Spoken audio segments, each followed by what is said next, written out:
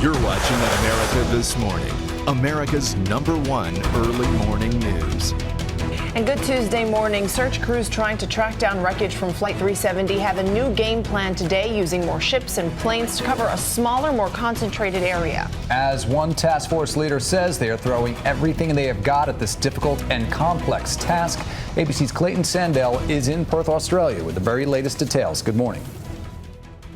Good morning. We've just gotten an update from officials here, and the headline is this: search teams have not had any new contact with those underwater signals they hoped were coming from Malaysia 370. You'll recall the Australian ship, the Ocean Shield, using this U.S. Navy pinger locator, detected two distinct signals over the weekend that are consistent with the signal that would be sent out by an airplane's cockpit voice recorder and flight data recorder. But in the last 24 hours, officials here say they have not heard any more of those pings. If we can get more more transmissions, we can get a better fix on the ocean floor, which will enable a much more narrowly focused visual search for wreckage.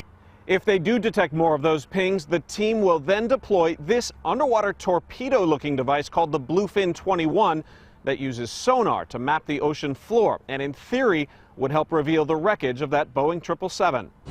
Right now, we're about 600 feet above the water. This New Zealand airplane is one of about a dozen on the search today. The problem is the weather. If there is any wreckage out there, it's going to be a lot harder to see. Officials here admit there is still some doubt about whether those pings are actually coming from Malaysia 370's black boxes, but they say it is their best lead yet, and to expect several more days of intense action to try and track that signal down. Clayton Sandell, ABC News, Perth, Australia.